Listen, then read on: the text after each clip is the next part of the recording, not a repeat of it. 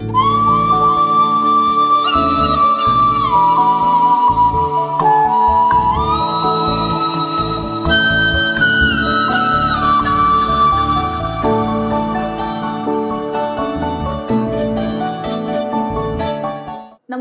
मी Poonam Narode, white gold trust या शेतकरी सेवाभावी संस्थेचे प्रतिनिधी।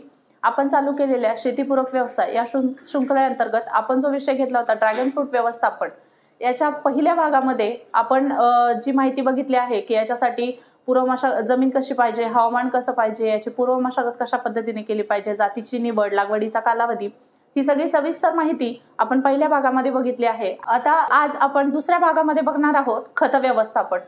तर खत व्यवस्थापन कुठल्याही पिकासाठी खत व्यवस्थापन हे एक महत्त्वाचे व्यवस्थापन ठरतं।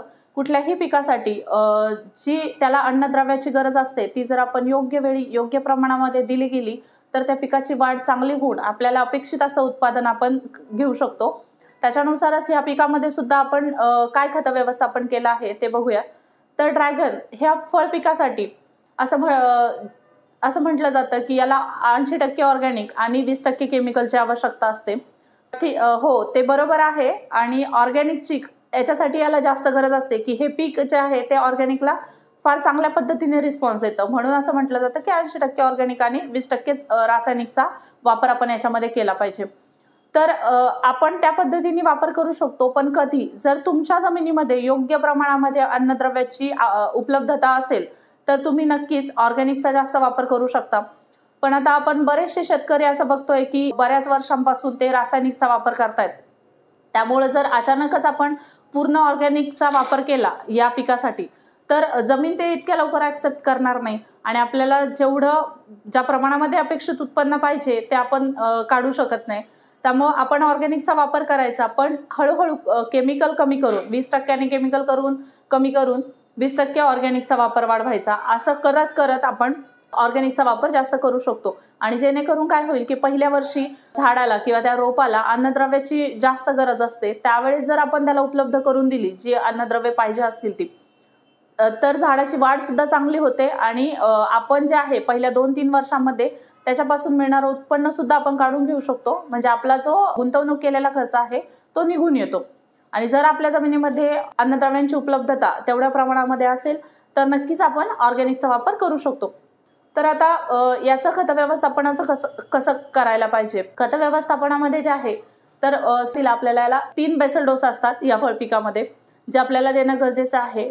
पहिला जो बेसल डोस आहे तो लागवडीसोबत द्यायला पाहिजे, दुसरा बेसल डोस आहे तर तो कळी धारणेच्या सुरुवातीला द्यायला पाहिजे आणि तिसरा बेसल डोस जो आहे तर तो छाटणी नंतर।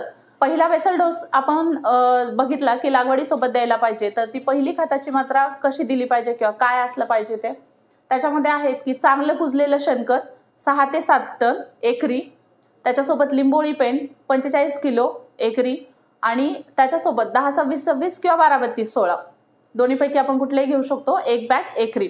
आता शेणखत जे आहे तर ते चांगलं कुजलेलं शेणखत असायला पाहिजे। जर शेणखत थोड्या प्रमाणामध्ये ओलसर राहिलं तर बुरशीचा प्रादुर्भाव याच्यामध्ये होऊ शकतो झाडांना।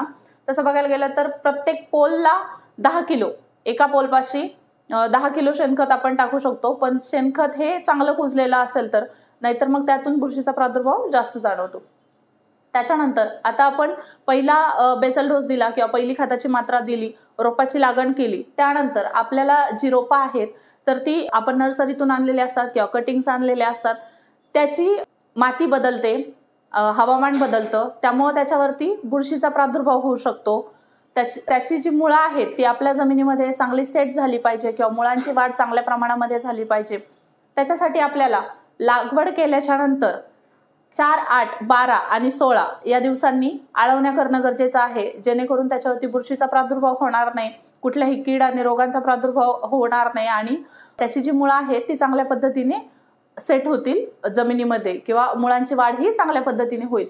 त्याच्यासाठी आपल्याला 4-4 दिवसाच्या गॅपने ह्या 4 आळवण्या करणं गरजेचं आहे। तर पहिली आळवणी जी आहे ती लागवड केल्याच्या नंतर 4थ्या दिवशी आपल्याला करायची आहे।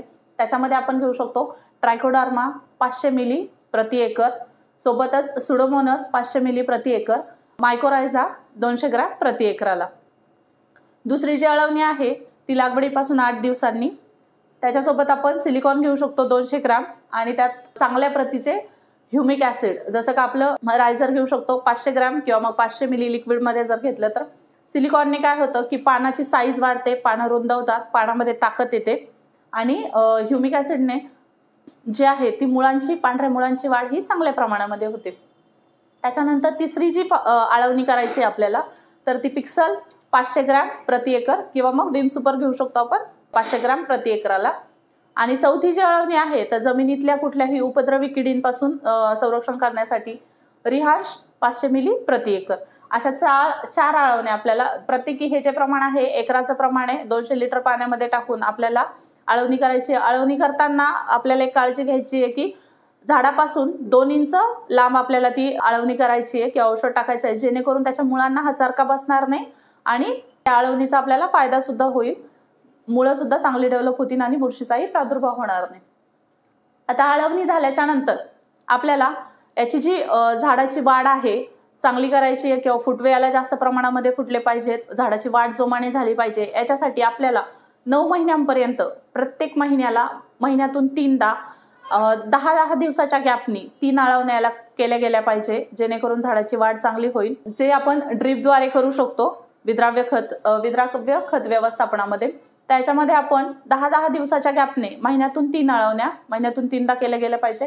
त्याच्यामध्ये आपण 19-19-19 घेऊ शकतो किंवा 12-61-0 घेऊ शकतो, 13-40-13 घेऊ शकतो किंवा 24-24-0 यापैकी कुठलंही एक, पण प्रत्येक वेळेला आलटून पालटून. जर आपण पहिल्या आळवणीमध्ये 19-19 घेतलं तर दुसऱ्या वेळेस 12-61, तिसऱ्या वेळेस तुम्ही 24-24-0 घेऊ शकता. अशा ह्या सगळ्या प्रत्येकी आलटून पालटून महिन्यातून 3दा 10 दिवसाच्या गॅपने हे आळवण्या करणं आपल्याला गरजेचं आहे. 19-19 4 किलो प्रति एकर, 12-61 4 किलो प्रति एकर याचं प्रमाण जे आहे ते एकरामध्ये आहे. अशा पद्धतीने आपण आळवण्या करू शकतो ड्रीपद्वारे. आता त्याच्यानंतर ह्या झाडाच्या याच्यासाठी फळपिकाच्या वाढीसाठी जे आहे तर सूक्ष्म अन्नद्रव्यांची आवश्यकता असते.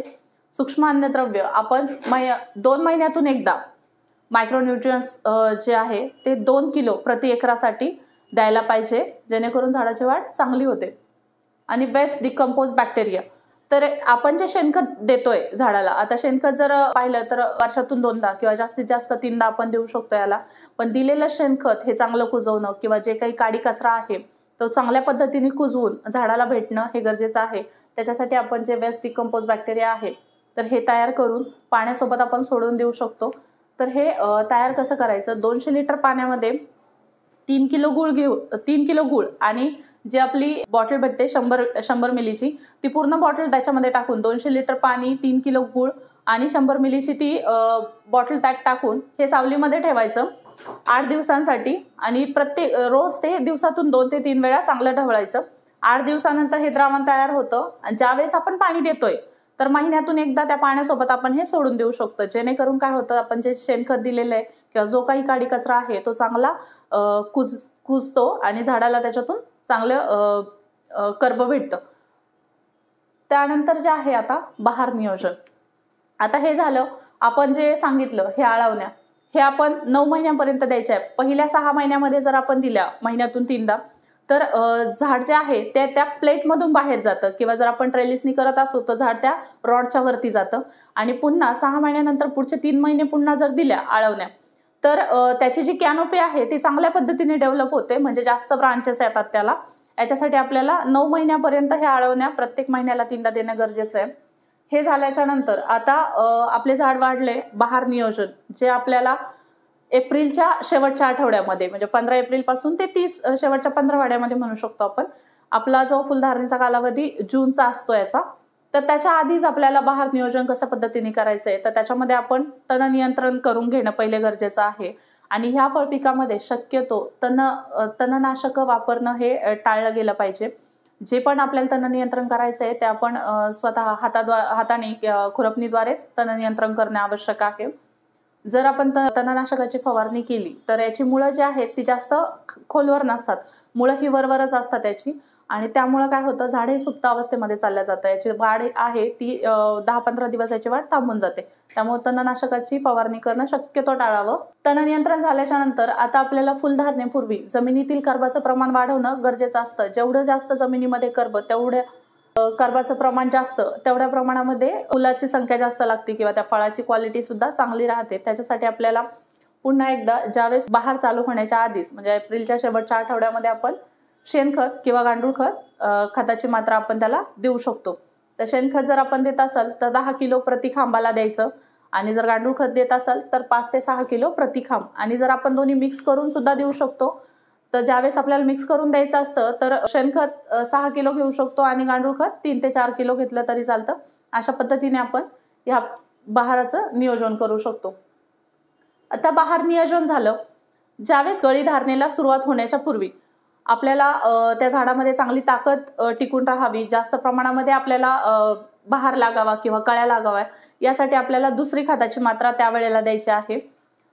तर त्याच्यामध्ये आपण देऊ शकतो अमोनियम सल्फेट 1 बॅग, सोबतच 10-26-26 2 bag, DAP 2 bag, MOP muriate of potash 1 bag आणि सल्फेट ऑफ पोटॅश 1 बॅग, निंबोळी पेंट ऑर्गॅनिक मॅटर वाढवण्यासाठी त्याच्यासोबत आपण निंबोळी पेंट एकरी 1 बॅग, सिलिकॉन याच्यामध्ये सुद्धा आपल्याला पानाची ताकद वाढवण्यासाठी लागेल, सिलिकॉन एकरी 1 बॅग आणि मायक्रोन्यूट्रिएंट्स आपण तसं प्रत्येकी 2 महिन्यालाही देतो. याच्यामध्येही आपण देऊ शकतो 25 किलो एकरी आणि ह्युमिक ॲसिड 10 किलो एकरी आणि मॅग्नेशियम सल्फेट एकरी 1 बॅग. हे प्रमाण प्रति एकरचं आहे. याच्यामध्ये आपल्याला जमिनीतून झाकून ही खताची मात्रा द्यायची आहे. कळीच्या सुरुवातीला म्हणजे आपण हे मेच्या शेवटच्या याच्यामध्ये किंवा मेच्या शेवटच्या आठवड्यामध्ये ही खतं आपण जमिनीतून झाकून देऊ शकतो. त्यानंतर आता फुलधारणा. आता फुलधारणेचा जो कालावधी आहे ह्या पिकामध्ये, आपण लागवड केल्यापासून 1 वर्षामध्ये फुलं यायला सुरुवात होतात.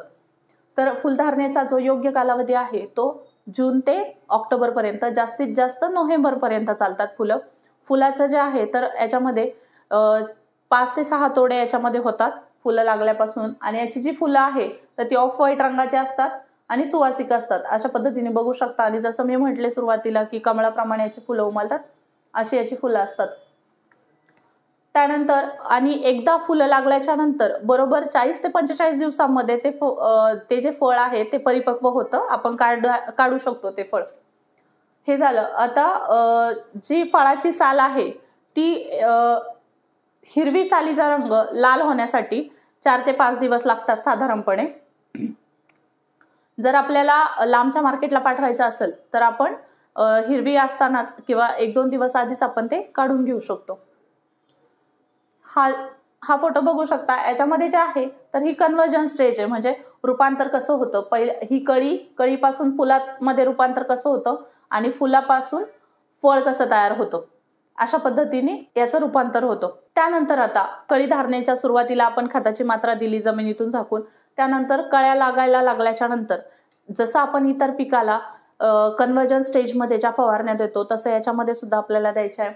एकदा कळी लागल्याच्या नंतर कळी गळू नये किंवा फुलगळ होऊ नये याच्यासाठी आपल्याला ड्रीपद्वारे आपण हे व्यवस्थापन करू शकतो. ही खतं आपण ड्रीपद्वारे देऊ शकतो. तर ड्रीपद्वारे आपल्याला जो पहिला डोस आहे, जी एकदा फुलं लागल्याच्या नंतर फळ परिपक्व व्हायला 45 दिवस लागतात, तर त्याच्या दरम्यान जशी आपली अवस्था असते त्याच्यानुसार आपल्याला ड्रीपद्वारे जो पहिला डोस आहे तर तो आपल्याला द्यायचा आहे 13-0-25 5 किलो प्रति एकर. सोबतच कॅल्शियम नायट्रेट 5 किलो प्रति एकर. कॅल्शियम नायट्रेटने काय होतं की फुलाचा आकार सेट होतो, फुलं तडकणार नाही. सोबतच बोरॉन 500 ग्रॅम प्रति एकर. बोरॉननी कळ्यांची संख्येमध्ये वाढ होईल किंवा कळ्यांच्या संख्येमध्ये वाढ करण्यासाठी आपण बोरॉन याच्यामध्ये दिला. आणि मायक्रोन्यूट्रिएंट 500 ग्रॅम प्रति एकर. हे सगळं 200 लिटर पाण्यामध्ये आपण ड्रीपद्वारे देऊ शकतो. हे झालं पहिली मात्रा. त्यानंतर 10 दिवसाच्या अंतराने दुसरा डोस आपल्याला द्यायचा आहे, तो म्हणजे 0-52-34 4 किलो प्रति एकर. तर 0-52-34 जे आहे ते कळीचं फुलामध्ये रूपांतर करण्यासाठी मदत करतात. कन्व्हर्जन स्टेजमध्ये आपण हे वापरू शकतो. त्यानंतर तिसरी मात्रा जी आहे तर 0-60-20 सुद्धा 5 किलो प्रति एकर. हे जे आहे तर फळाचा आकार सेट करायला मदत करतं आणि तसंच मदत रूट आणि शूट डेव्हलपमेंटमध्ये म्हणजे फांदी त्याचा सुद्धा आकार किंवा त्याचं डेव्हलपमेंट, त्याची वाढ चांगली ठेवण्यासाठी, फळाची सुद्धा वाढ आणि आकार चांगला ठेवण्यासाठी हे मदत करतं. चौथी जी मात्रा आहे तर ती 0-0-50 4 किलो प्रति एकर किंवा मग त्याच्याऐवजी पोटॅशियम शोनाइट 4 किलो प्रति एकर अशी मात्रा द्यायची आपल्याला. याच्याने काय होतं, फळाचा आकार चांगला राहतो, त्याच्यावरती चकाकी येते, याच्यासाठी आपल्याला हे द्यायचंय. त्यानंतर आता हे झालं आपलं जसं जसं आपलं ज्या स्टेजमध्ये आहे त्याच्यानुसार आपण हे खताची मात्रा याला देणार आहे. त्याच्यानंतर आपल्याला तिसरी खताची मात्रा, तिसरा जो बेसल डोस आहे तो कधी द्यायचा आहे, तर ज्या वेळेस आपले पूर्ण काढणी होते, जेव्हा आपला पूर्ण तोडे संपतात, फळाचा कालावधी संपून जातो, त्याच्यानंतर झाडाची जी अवस्था असते म्हणजे नोव्हेंबरच्या नंतर डिसेंबर, जानेवारी, फेब्रुवारी ही झाडाची वाढीची अवस्था असते, त्याच्यामध्ये आपल्याला तिसरी खताची मात्रा म्हणजे हा बेसल डोस द्यायचा आहे. पूर्ण फळधारणा झाल्याच्या नंतर जेव्हा सगळी फळं काढली जातात त्यावेळेस आपण छाटणी करतो. ती छाटणी केल्याच्या नंतर आपल्याला तिसरी खताची मात्रा किंवा छाटणीनंतरचं हे खत नियोजन आपलं असणार आहे. त्याच्यामध्ये आपल्याला DAP 1 बॅग, सोबतच 10-26-26 1 बॅग आणि त्याच्यासोबत 24-24-0 1 बॅग आणि शेणखत 5 किलो प्रतिखांब असं हे एकरी प्रमाण आहे. छाटणी केल्याच्या नंतर आपण असं खत नियोजन याचं करू शकतो. त्याच्यानंतर पाणी व्यवस्थापन. आता जसं मी सुरुवातीला सांगितलं की आपल्याला ठिबक सिंचनाद्वारे किंवा ड्रीपद्वारेच पाणी ड्रीपची व्यवस्थापन करणं यासाठी गरजेचं आहे. त्याच्यानुसारच ड्रीपनी जर आपण पाणी दिलं, पाण्याची सुद्धा बचत होते, व्यवस्थित पद्धतीने आपण पाण्याचं नियोजन करू शकतो किंवा व्यवस्थित पद्धतीने पाणी या झाडाला जाऊ शकतं. आणि ज्या आपल्या विद्राव्य खताच्या मात्रा आहेत त्या सुद्धा आपण ड्रीपद्वारे एकदम चांगल्या पद्धतीने देऊ शकतो. आणि पाणी व्यवस्थापनाचं जर सांगायचं झालं तर 1 एकर ऊसाला जेवढं पाणी लागतं तेवढ्या पाण्यामध्ये आपली 10 एकरची ड्रॅगनची बाग तयार होते. इतकं कमी पाणी याला जातं. आणि जर का साध्या भाषेमध्ये आपलं सांगायचं झालं तर उन्हाळ्यातलं किंवा हिवाळ्यातलं याचं पाणी नियोजन कसं असलं पाहिजे. हिवाळ्यामध्ये 5 दिवसाला 2 ते 3 तास पाणी याला गेलं पाहिजे. आणि उन्हाळ्यामध्ये जर आपली जमीन मुरमाड जमीन असेल तर 10 दिवसाला 1 तास. आणि जर आपली काळीची जमीन असेल, जास्त वेळ ती पाणी धरून ठेवू शकत असेल तर 15 दिवसाला 1 तास. अशा पद्धतीने आपल्याला पाण्याचं नियोजन करायचं आहे. आणि पावसाळ्यात तर पाऊस जर असला तर काही गरज नाही, पण जर खंड पडला तर आपल्या जमिनीनुसार आपल्याला पाणी देण्याची आवश्यकता आहे. आता कीड व रोग नियंत्रण. या पिकावरती तसा कीड आणि रोगांचा प्रादुर्भाव हा एकदम कमी प्रमाणामध्ये आहे, पण जे काही थोड्या प्रमाणामध्ये आता दिसून येत आहे ते अगदी कमीच आहे. त्याच्यामध्ये पहिला आहे मुंग्यांचा त्रास. तर ज्या वेळेला याची कोंब बाहेर यायला लागतो त्यावेळेस मुंग्यांचा त्रास आपल्याला थोड्या प्रमाणामध्ये दिसून येतो, पण याच्यावरती नियंत्रण करणं गरजेचं आहे. कारण ह्या मुंग्या ज्या आहेत तर त्या फळाला खरवडतात अशा, त्यामुळे फळाची क्वालिटी आपली बिघडू शकते, फळाची क्वालिटी खराब होते. त्याच्यासाठी जे आहे तर त्याच्या नियंत्रणासाठी, मुंग्यांच्या नियंत्रणासाठी फवारणीमधून आपण रोगर 25 मिली प्रतिपंप किंवा नीम ऑइल 50 मिली प्रतिपंप असं देऊ शकतो, किंवा मग पांडा सुपर 30 मिली प्रतिपंप अशी फवारणी आपण घेऊ शकतो. त्याच्यानंतर जे आहे दुसरा आहे फळमाशीचा त्रास. याच्यामध्ये फळधारणेच्या काळामध्ये फळमाशीचा त्रास जास्त प्रमाणामध्ये थोडासा दिसून येतो.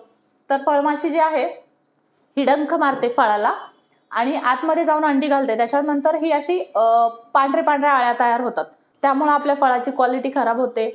त्याच्या नियंत्रणासाठी म्हणून आपण ट्रॅप लावू शकतो. अशा पद्धतीने ट्रॅप एकरी 10 ते 20 ट्रॅप लावू शकतो. त्या ट्रॅपमध्ये जे आहे एक लूर असते, त्याच्याने ते अट्रॅक्ट होतात, त्याच्यामध्ये ज्या माशा आहेत त्या अट्रॅक्ट होतात. तर एकरी 10 ते 20 ट्रॅप आपण याला लावू शकतो. तिसरं जे आहे तर अळी सुद्धा ही काय फार जास्त प्रमाणामध्ये नाही दिसून येत, तर तरी सुद्धा त्याचं प्रमाण कमी आहे. पण त्याच्या नियंत्रणासाठी म्हणून जर आपल्याला अळी दिसली किंवा आपण जर आंतरपीक घेतलं त्याच्यामध्ये, तर त्याच्यामुळे सुद्धा अळीचं प्रमाण याच्यावरती येऊ शकतं. तर अळीच्या नियंत्रणासाठी आपण घेऊ शकतो पांडा सुपर किंवा सरेंडर 30 मिली प्रतिपंप आणि इमान 10 ग्रॅम प्रतिपंप किंवा झेनॉफ 15 मिली प्रतिपंप. यातून कुठलंही एखादा आपण अळीनाशक घेऊ शकतो, अळीच्या किती प्रमाणामध्ये अळीचा प्रादुर्भाव आहे त्याच्यानुसार. त्याच्यानंतर मिलीबग म्हणजे पिठा ढेकून. याचं सुद्धा थोड्या प्रमाणामध्ये जर का वातावरणामध्ये बदल झाले, वातावरण जर का धुकं झालं, दमट वातावरण झालं, जास्त धुक्याचं प्रमाण वाढलं, तर त्यावेळेला मिलीबगचा प्रादुर्भाव थोड्या प्रमाणामध्ये दिसून येतो. पण हे अगदी नगण्य आहे, त्याच्यामुळं याच्या एवढं काळजी करण्याचं कारण नाहीये, पण वेळेच नियंत्रण आपण करू शकतो. तर त्या मिलीबगसाठी रिहांश 1 लिटर प्रति एकर हे ड्रिपद्वारे आपण सोडून देऊ शकतो. आता स्पॉट येणारा करपा म्हणजे बॅक्टेरियल ब्लाइट, हे सुद्धा वातावरणातील बदलामुळे आहे. जर जास्त प्रमाणामध्ये धुकं असेल, दमट वातावरण असेल, तर याच्यावरती असे स्पॉट दिसू शकतात आपल्याला. बॅक्टेरियल ब्लाइट तुम्ही बघू शकता याच्यावरती, फळावरती सुद्धा. आणि मग याच्याने फळाची क्वालिटी खराब होते आणि झाड सुद्धा खराब होतं. तर त्याच्या नियंत्रणासाठी आपण कोनिका 30 ग्रॅम प्रतिपंप किंवा कॉपर ऑक्झीक्लोराइड 30 ग्रॅम प्रतिपंप सोबतच स्ट्रेप्टोसायक्लिन 2 ग्रॅम प्रतिपंप अशा प्रमाण घेऊन फवारणी करू शकतो, ज्याच्याने ते नियंत्रणात येतं. आता फळाची आपली काढणी कशी करायची? फळधारणा झाली, फळ आपले कीड रोग झाले, आता जे आहे तर ती फळाची काढणी ही आपण निवडक पद्धतीने करतो आणि सिकेटरच्या सहाय्याने व्यवस्थित ही फळाची काढणी केली गेली पाहिजे. फळाला म्हणजे एकदम जवळून फळ कट नाही झालं पाहिजे, जेणेकरून त्याला इजा नाही होणार. थोडंसं अंतर ठेवून, फळापासून थोडंसं अंतर ठेवून ते फळ कट करावं, जेणेकरून इजा नाही होणार आणि ते जास्त दिवस टिकल. जर का इजा झाली तर ते लवकर डॅमेज होईल आणि क्वालिटी त्याची खराब होऊन जाईल. नंतर आहे छाटणी. जसं आपण आधी सांगितलं की फळधारणा झाल्याच्या नंतर, पूर्ण फळं आपली काढून झाल्याच्या नंतर नोव्हेंबर ते फेब्रुवारी हा कालावधी आपला झाडाच्या वाढीचा कालावधी असतो. याच्यामध्ये जे आहे तर ते आपल्याला छाटणी करणं गरजेचं आहे. त्याच्यामुळे काय होईल की पुढच्या वर्षी जे आहे जास्त त्याची कॅनोपी डेव्हलप होईल, जास्त ब्रांचेस अजून जास्त फुटवे फुटतील आणि उत्पादनामध्ये वाढ होईल. तर याच्यामध्ये जे आहे आपल्याला फळाची काढणी संपल्यानंतर झाडाची दरवर्षी नियमित छाटणी करणे आवश्यक आहे. छाटणी करताना झाडाचा वरील भाग छत्रीच्या आकाराचा राहील असे पाहावे आणि अडचणीच्या फांद्याची छाटणी करावी, म्हणजे संपूर्ण झाडाला आतपर्यंत सूर्यप्रकाश मिळू शकेल. तर छाटणी करताना जर आपली बाग नवीन असेल तर, नवीन बाग असेल तर जास्त काही कॅनोपी डेव्हलप नसते किंवा जास्त ब्रांचेस नसतात, जेणेकरून अडचण होईल. तर त्यावेळेला काय करायचं की प्रत्येक फांदीचे जे आहे तर फक्त 1-1 इंचाचे शेंडे कट करायचे. आणि जर आपली बाग जुनी असेल, 2-3 वर्षांची असेल, 3-4 वर्षांची बाग असेल, तर त्यावेळेला ज्या खालच्या फांद्या आहेत, ज्या आतल्या फांद्या आहेत, जिथपर्यंत सूर्यप्रकाश पोहोचत नाही आणि अडचण होते त्या झाडाला, त्या फांद्या आपल्याला कट करायच्या आहेत. त्या प्लेटपासून 2 इंच अंतर ठेवायचं फक्त आणि बाकीचा भाग हा आपल्याला कट करून टाकायचा. अशा पद्धतीने आपण छाटणी करणं गरजेचं आहे. आता छाटणी केल्याच्या नंतर आपण झाडाला इजा करतोय, त्यामुळं छाटणी केल्याच्या नंतर आपल्याला बुरशीनाशकाची फवारणी देणं आवश्यक आहे. तर बुरशीनाशकाची फवारणी आपल्याला कशा पद्धतीने द्यायचंय?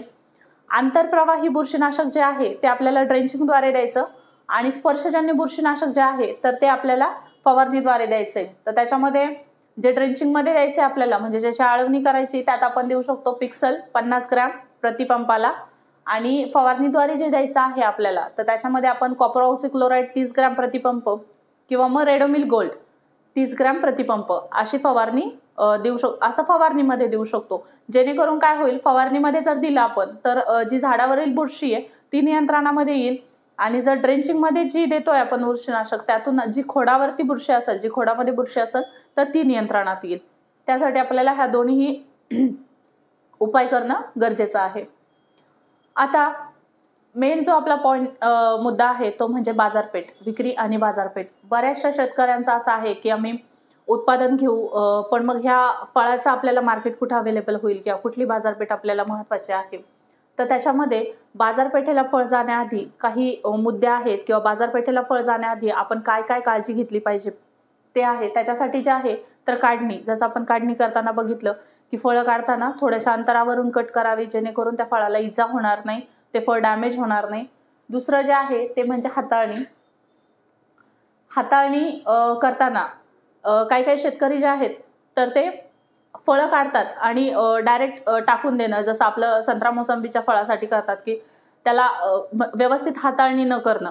पण ह्या फळाचं तसं नाहीये. याची जी साल आहे ह्या एकदम पातळ असतात बाकीच्या फळाच्या तुलनेमध्ये, त्यामुळे त्या साल घासू शकतात. एखाद्या जर आपण त्याची हाताळणी व्यवस्थित नाही केली तर त्या घासू शकतात आणि लवकर खराब होतात. त्यासाठी फळं काढल्याच्या नंतर व्यवस्थित एखाद्या टोपलीमध्ये किंवा कॅरेटमध्येच फळ काढणं गरजेचं आहे. त्याची हाताळणी ही काळजीपूर्वक झाली पाहिजे. दुसरं जे आहे तर प्रतवारी करणं, हे एकदम महत्वाचं आहे याच्यामध्ये की फळाच्या साईजनुसार आपल्याला फळाची प्रतवारी केली जाते. 1 नंबरचे जर फळ धरलं जातं मार्केटमध्ये कुठल्याही बाजारपेठेमध्ये ते 300 ग्रॅम आणि त्याच्यावरची जी फळं आहेत तर त्याला 1 नंबर दिला जातो किंवा एक ग्रेड म्हणू शकतो आपण. दुसरे जे आहे तर ते 200 ग्रॅम ते 300 ग्रॅम मधली जी फळं आहेत तर ती 2 नंबर वरती पकडल्या जातात आणि तिसरं जे आहे ते 100 ग्रॅम ते 200 ग्रॅम या वजनातली जी फळं आहे ती 3 नंबरवरती येतात. आता शेतकऱ्यांचं काय होतं की कुठलीही फळं सगळी एकत्र मिक्स केली गेली आणि तशीच मार्केटला पाठवली. तसं जर केलं तर आपल्याला भाव भेटत नाही. आपल्याला व्यवस्थित प्रतवारी वजनानुसारच आपल्याला फळं मोजून त्याची बॉक्सेस भरायचे, तरच आपल्याला त्याच्यानुसार भाव दिला जातो. जर आपण सगळे फळं मिक्स केले तर ते भाव आपल्याला मिळत नाही. आणि जर एखादं फळ डॅमेज असेल किंवा एखादं फळ खराब झालेलं असेल तर ते आपण 3 नंबरच्या ग्रेडमध्ये टाकू शकतो किंवा 3 नंबरच्या फळांचं जे आपण विभागणी केलेली त्याच्यामध्ये आपण टाकू शकतो. पण 1 नंबर आणि 2 नंबरमध्ये जर टाकलं तर त्याच्याने आपली फळाची क्वालिटीही खराब होते आणि मार्केटमध्ये सुद्धा हे होऊ शकतं की या सगळे मिक्स एकत्र फळं करून दिली, त्यामुळे त्याचा भाव आपल्याला मिळत नाही योग्य तो. त्यानंतर आता बॉक्स साईज. फळं भरण्यासाठी आपल्याला वेगवेगळे बॉक्सेस असतात अवेलेबल. त्या बॉक्समध्ये वेगवेगळ्या साईज आहेत. 10 ते 12 किलो माल बसणारे एक, त्यानंतर 12 ते 15 किलो माल बसणारे आणि 20 किलो माल बसणारे, अशा वेगवेगळ्या आकारमानाच्या बॉक्सेसमध्ये आपण याची पॅकिंग करू शकतो. पण त्याच्यासाठी जर आपल्याला लांबच्या मार्केटला फळं पाठवायची आहेत तर त्यासाठी 10 ते 12 किलो माल बसणारे जे बॉक्सेस आहेत तेच नेहमी योग्य ठरतात, कारण का ते हँडल करायला व्यवस्थित जातात. जर जास्त याचे आपण हँडल करू शकत नाही, त्यामुळे फळं खराब होऊ शकतात. आता पॅकिंगमध्ये सुद्धा अशा पद्धतीने आपण प्रतवारी करून पॅकिंग करू शकतो. पॅकिंग करताना आपली जर का लाल व्हरायटी आहे किंवा कुठलीही व्हरायटी असले, बॉक्सेस 2 प्रकारचे असतात, एक खाकी आणि व्हाईट, अशा पद्धतीने आपण फळाची पॅकिंग करू शकतो. बॉक्समध्ये बॉक्स 2 प्रकारचे असतात, एक खाकी आणि व्हाईट. जर व्हाईट कलरचे बॉक्स घेतले तर ते चांगले उठावदार दिसतात आपल्याला. आणि बॉक्स जो आहे तो शक्यतो 5 प्लायचा म्हणजे 5 लेअर असलेलाच बॉक्स वापरायचा, जेणेकरून लांबच्या मार्केटला गेलं तर एकावर एक जरी बॉक्स ठेवले तरी ते खराब होत नाहीत. आता बाजारपेठ. काही बाजारपेठ ज्या आहेत तर त्या कमिशन बेसिसवरती पण बाजारपेठ असतात आणि विदाऊट कमिशन. पण कमिशन बेसिसवरती ज्या असतात तर आपल्याला तिथं रेट सुद्धा तेवढाच भेटतो, त्यामुळे दोन्ही आपल्याला सेम पडतं. आपला जो प्रश्न असतो की मार्केटला आपण जागेवरून द्यावं की डायरेक्ट मार्केटला नेल्याला परवडेल, तर जर आपल्याला व्यापारी मार्केट रेटपेक्षा 10 ते 15 रुपयांनी माल कमी देत असेल, 10 ते 15 रुपयांनी जर किंमत आपल्याला कमी भेटत असेल तर नक्कीच आपण हे व्यापाऱ्याला द्यावं, म्हणजे जागेवरूनच द्यावं. पण जर आपल्याला 20-25 रुपये किंमत कमी भेटत असेल मार्केट रेटपेक्षा, तर ते व्यापाऱ्याला न देता आपण स्वतः मार्केट नेलेला आपल्याला परवडतो. त्याच्यानंतर माल जागेवरून देण्याचा काय फायदा आहे? माल जागेवरून देण्याचा फायदा असा ठरतो की आपली बॉक्सची किंमत वाचते. जर आपण जागेवरून दिला तर व्यापारी स्वतः कॅरेट वगैरे घेऊन येतात, त्यामुळे आपला जो बॉक्सचा खर्च असतो तो आपला वाचतो. मार्केटला मागणी कोणत्या व्हरायटीला आहे, जर मार्केटला बघितलं तर जी व्यापारी लोक आहे किंवा जी डीलर लोक आहेत ती व्हरायटी बघत नाहीत, ते बघतात फक्त साईज कशी आहे फळाची, फळाची क्वालिटी कशी आहे, फळ कसं मेंटेन ठेवलेलं आहे, त्याच्यावरूनच आपल्याला मार्केट रेट भेटतो. त्यानंतर कुठल्या महिन्यामध्ये, आणि तसं बघायला गेलं तर जशी मागणी आहे बाजारामध्ये, जेवढी मागणी आहे, जसं लाल आहे व्हाईटपेक्षा, पांढऱ्यापेक्षा लाल गर असलेल्या व्हरायटीला जास्त मागणी, तर त्याच्यानुसारच जास्त आपल्याला मार्केटला मागणी असते. नंतर कुठल्या महिन्यामध्ये मार्केटला मागणी असते, आता जसं बाकीच्या सुद्धा पिकाचं आहे किंवा इतर गोष्टींचं जसं असतं, जेवढं उत्पादन ज्याचं उत्पादन, ज्याची आवक जास्त मार्केटमध्ये, ज्याची आवक जास्त मार्केटमध्ये तर त्याचे रेट कमी, आणि ज्याची आवक कमी तर त्याचे भाव जास्त असतात. त्याच्यानुसारच याचं पण असतं की मे आणि जूनमध्ये जास्त माल नसतो, त्याच्यामुळं याचे रेट त्यावेळेला जास्त असतात मे आणि जूनमध्ये. आणि जुलै ऑगस्टमध्ये माल जास्त येतो एकदाच सीझन असल्यामुळं, त्याच्यामुळं आपल्याकडे त्याचे भाव तेव्हा कमी होऊन जातात. सप्टेंबर ऑक्टोबरमध्ये परत तोपर्यंत माल थोडा संपत आलेला असतो, त्यावेळेस मग एकदाच रेट जास्त होतात आणि भाव हा त्यावेळेस स्टेबल होऊन जातो सप्टेंबर ऑक्टोबरमध्ये. आता माल कोणत्या मार्केटला आपण पाठवू शकतो, जर महाराष्ट्राचा विचार केला तर आपण सांगली, पुणे, कोल्हापूर, नगर, नाशिक, मुंबई या ठिकाणी आपले मेन मार्केट आहेत. तसं लोकलला सुद्धा आपण पाठवू शकतो. लोकलला म्हणजे आपल्या जिल्ह्याच्या ठिकाणी, प्रत्येक जिल्ह्याच्या ठिकाणी पण आपल्याला मार्केट भेटू शकतं. पण इथं जे आहेत तर ती मेन व्यापारी आहेत किंवा मेन मार्केट आहेत. नंतर इतर बाजारपेठ, तर जर आपल्याला महाराष्ट्र सोडून दुसरीकडे पाठवायचे तर आपण गुजरात, अहमदाबाद, सुरत आणि बडोदा या ठिकाणी सुद्धा आपला माल जाऊ शकतो.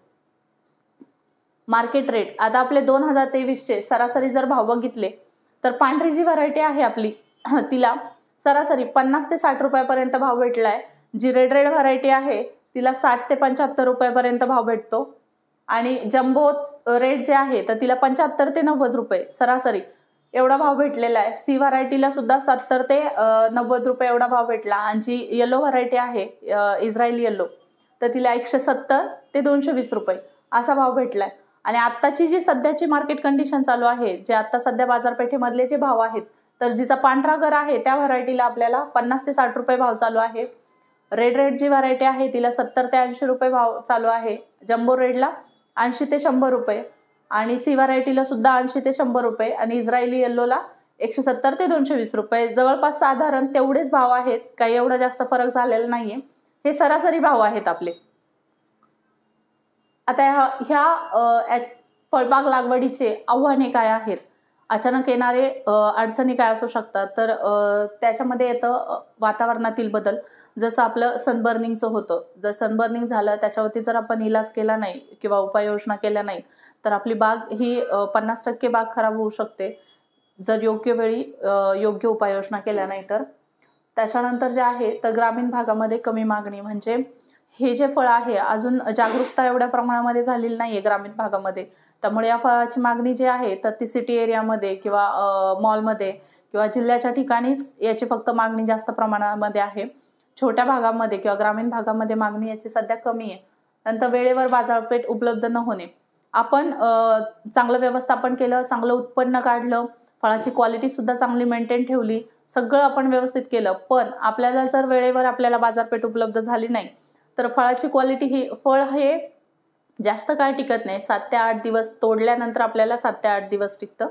त्यामुळं आधीच आपल्याला बाजारपेठाची उपलब्धता करून घेणं गरजेचं आहे. नाहीतर मग फळं काळी पडतात, त्याची क्वालिटी खराब होऊन जाते आणि आपलं नुकसान होऊ शकतं. यातल्या जोखीमी काय आहेत, आता कुठलाही व्यवसाय किंवा कुठल्याही पिकाची लागवड करण्यासाठी सगळ्यात पहिलं जे आहे तर त्या पिकाबद्दल आपल्याला परिपूर्ण ज्ञान असणं गरजेचं आहे. कोणीतरी सांगतंय किंवा कुठेतरी ऐकलंय, कोणीतरी सक्सेसफुल झालंय म्हणून आपण करणं हे योग्य नाहीये. तर जर आपल्याला याची लागवड करायची आहे तर आपल्याला 4 ठिकाणी जाणं आहे, त्यांचे प्लॉट बघणं आहेत, त्यांना काय काय अडचणी आल्या, त्यांना काय संकट आली, हे सगळं याचा नॉलेज घेणं किंवा याचं ज्ञान घेणं आपल्याला गरजेचं आहे. त्या पिकाबद्दल पूर्ण नॉलेज घेणं गरजेचं आहे. दुसरं जे आहे ते रोपाची निवड. जसं आहे की याची रोपं महाग असतात थोडीफार, तर रोपाची निवड करताना आपण कुठली व्हरायटी घेतोय किंवा ती रोपाची निवड आपण जसं मी म्हटलंय की 3-4 वर्षाची जुनी बाग असेल तर उत्तम असतं, तर तशी रोपाची निवड करणं गरजेचं आहे. जर आपण रोपाची निवड करताना चुकलो तर हे 25 वर्षाचा कालावधी असतो याचा आणि रोपाची किंमत पण जास्त आहे. त्याच्यामुळं रोपाची निवड करणं हे महत्त्वाचं आहे. त्याच्यामध्ये आपण तोट्यात जाऊ शकतो. त्यानंतर जी रोपाची आपण निवड केली आहे तर त्याचे गुणधर्म तेच आहेत का हे स्वतः जाऊन बघणं गरजेचं आहे. ही जे रोपं आहेत आपली त्याचे मातृवृक्षाचे काय गुणधर्म आहेत हे जाऊन चेक करणं. त्यानंतर योग्य व्यवस्थापन. प्रत्येक गोष्टीचं योग्य व्यवस्थापन, योग्य वेळी, योग्य प्रमाणामध्ये योग्यच व्यवस्थापन करणं हे गरजेचं आहे. ह्या सगळ्या याच्यामध्ये जोखीम आहे आणि जर या गोष्टीचा आपण अवलंब केला नाही तर आपण तोट्यात जाऊ शकतो किंवा तोट्यात जाण्याची शक्यता असते. त्यामुळं ह्या सगळ्या गोष्टींचा आपल्याला अवलंब करायला पाहिजे. आता फायदे काय आहे या पिकामध्ये, उत्पन्न 80% आणि येणारा खर्च 20% असं प्रमाण. जर आपण इतर पिकांचा विचार केला तर इतर पिकांमध्ये जे आहे 50% खर्च लागतो आणि 50% उत्पन्न निघतं, म्हणजे निम्म्याला निम्म असं प्रमाण आहे. पण याच्यामध्ये जे आहे पहिल्या वर्षी एकाच वेळी केलेली गुंतवणूक जास्त असते, पण त्यानंतर जे निघणारं उत्पन्न आहे 25 वर्षापर्यंत आपल्याला दुसऱ्या वर्षापासून आपल्याला अगदी कमी खर्च करावा लागतो. दुसरा खर्च जास्त काय नसतो आपला. त्यामुळे उत्पन्नाचं प्रमाण जास्त असतं याच्यामध्ये, म्हणून 80% उत्पन्न आणि 20% खर्च असं प्रमाण आहे याच्यामध्ये. दुसरं म्हणजे कमी मेहनतीचं पीक.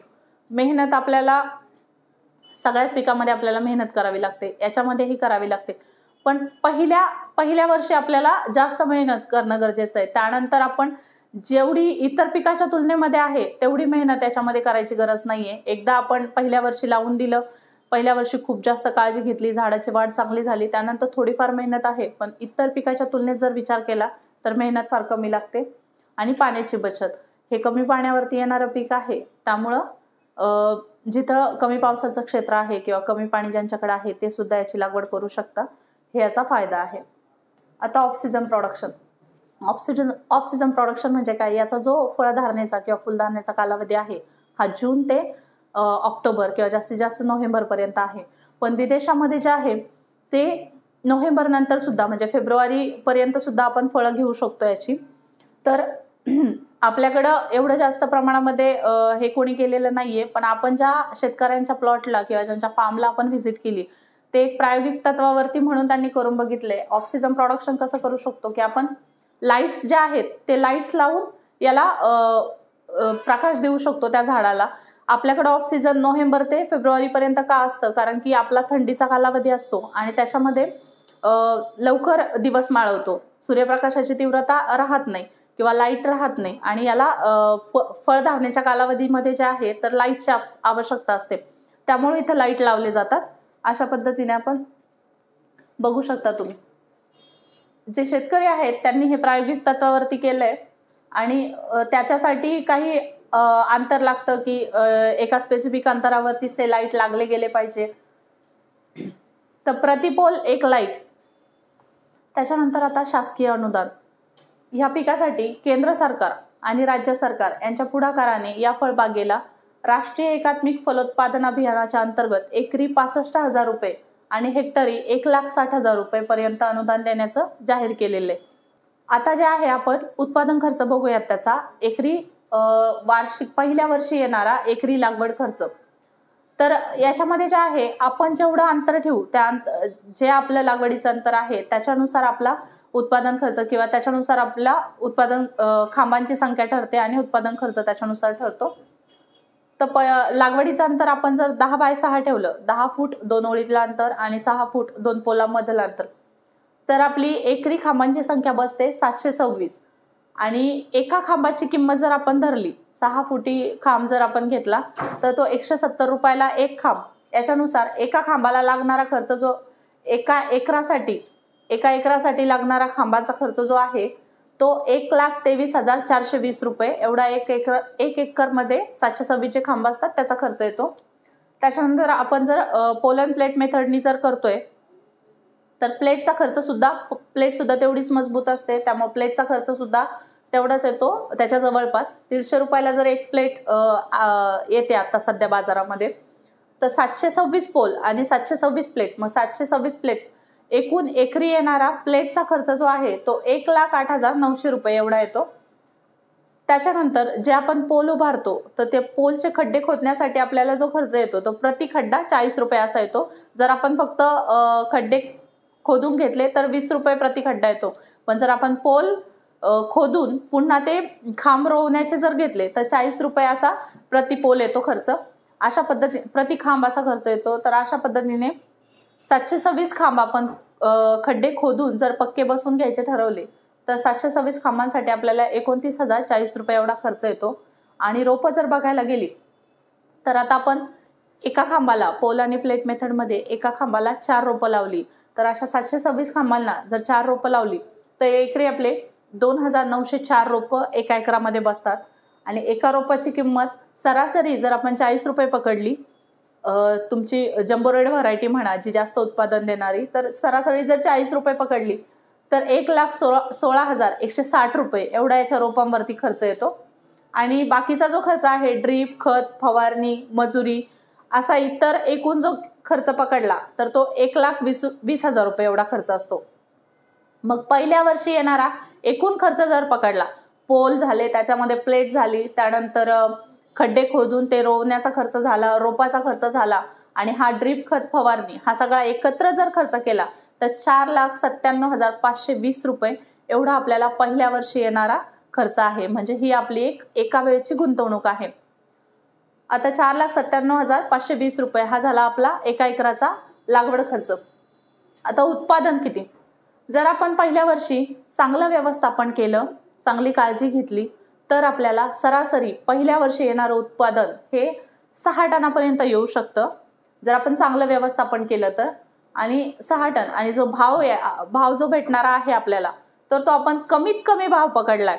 तसं जर आपली व्हरायटी कुठली आहे, साईज कशी आहे, फळाची क्वालिटी कशी मेंटेन आहे, त्याच्यानुसार आपल्याला याच्यापेक्षाही जास्त भाव भेटू शकतो. पण आपण एकदम कमीत कमी जो भाव पकडलाय त्याच्यानुसार जर बघितलं तर 6 टनासाठी आपल्याला 5,40,000 रुपये एवढं पहिल्या वर्षीचं उत्पन्न निघू शकतं. मग आपला पहिल्या वर्षीचा एकूण जो खर्च आहे, लागवड खर्च 4,97,520 रुपये, हा जर पहिल्या वर्षीच्या येणाऱ्या उत्पन्नातून वजा केला तर पहिल्या वर्षी आपल्याला निव्वळ नफा, आपली एका वेळची गुंतवणुकीचा खर्च निघून निव्वळ नफा आपल्याला 42,480 रुपये हा आपल्या पहिल्या वर्षीची निव्वळ नफा राहतो. आणि दुसऱ्या वर्षी त्यानंतर दुसऱ्या वर्षीचं जे आहे ते जर व्यवस्थापन खर्च बघितला तर दुसऱ्या वर्षी आपल्याला रोपाचा खर्च नसतो, प्लेटचा नसतो, खांबाचा नसतो, फक्त आपल्याला खर्च असतो ड्रीप, खत, फवारणी आणि मजुरी किंवा इतर खर्च जो आहे तो आपण सरासरी 70,000 जरी पकडला, 70 ते 80,000 आपण पकडू शकतो. तर दुसऱ्या वर्षीचं जे आहे आणि दुसऱ्या वर्षी जे आहे तर ते उत्पन्नामध्ये वाढ होऊन जाते. सरासरी उत्पन्न आपण 8 टन एवढे पकडलं तर, आणि रेट सुद्धा आपण कमी पकडला, रेट कमी जास्त होऊ शकतो, रेट कमीत कमी आपण इथं रेट पकडलेत तर कमीत कमी जर आपण भाव पकडला तर 8 टनासाठी आपल्याला 6,40,000 रुपये एवढं आपल्याला उत्पन्न येऊ शकतं. त्यातून आपण जरी खर्च वजा केला दुसऱ्या वर्षीचा तरी आपल्याला दुसऱ्या वर्षी मिळणारा निव्वळ नफा हा 5,70,000 रुपये एवढा राहील. त्यामुळे हे फायद्यातच आहे. पहिल्या वर्षी सुद्धा आपल्याला उत्पन्न निघतं आणि दुसऱ्या वर्षापासून तर उत्पन्न आपलं वाढत जातं. दुसऱ्या वर्षापासून आपलं उत्पादन सुद्धा वाढ होते. आणि याच्यानुसार जर ट्रेलिस मेथडनी जरी आपण लागवड केली तर ट्रेलिस मेथडनी 30 ते 40% उत्पन्नामध्ये आपल्या वाढ होते. आता अधिक माहितीसाठी संपर्क, आपण ही जी माहिती आहे ही आपण ज्या शेतकऱ्यांना भेट दिली आहे, ज्या शेतकऱ्यांच्या फार्मवरती जाऊन व्हिजिट केली आहे त्या शेतकऱ्यांचे काही नंबर्स आहेत किंवा तुम्हाला जर लागली कुठलीही माहिती, तुम्हाला जर लागवड करायची असेल या फळ पिकाबद्दल तुम्हाला कुठलीही माहिती हवी असेल तर तुम्ही यांना संपर्क करू शकता. हे एक आहे कासेगाव, मुक्काम पोस्ट कासेगाव, तालुका कळंबा, जिल्हा सांगली यांनी ड्रॅगन फ्रूटची लागवड केलेली आहे. त्यांची 3 ते 4 वर्षांची बाग आहे आणि हे वैजापूर तालुक्यातले आपले शेतकरी आहे ज्यांच्या फार्मला आपण व्हिजिट दिली आहे आणि सगळ्या पिकाबद्दल माहिती जाणून घेतलेली आहे. त्यामुळे त्यांना सुद्धा तुम्ही संपर्क करू शकता. तसंच माऊली ड्रॅगन फ्रूट फार्म नावाने यूट्यूबला यांचं चॅनल सुद्धा आहे, ते चॅनल सुद्धा बघू शकता अधिक माहितीसाठी. आणि मी स्वतः व्हाईट गोल्ड ट्रस्टची प्रतिनिधी, तुम्हाला यातून कुणालाही तुम्ही संपर्क करू शकता आणि माहिती विचारू शकता.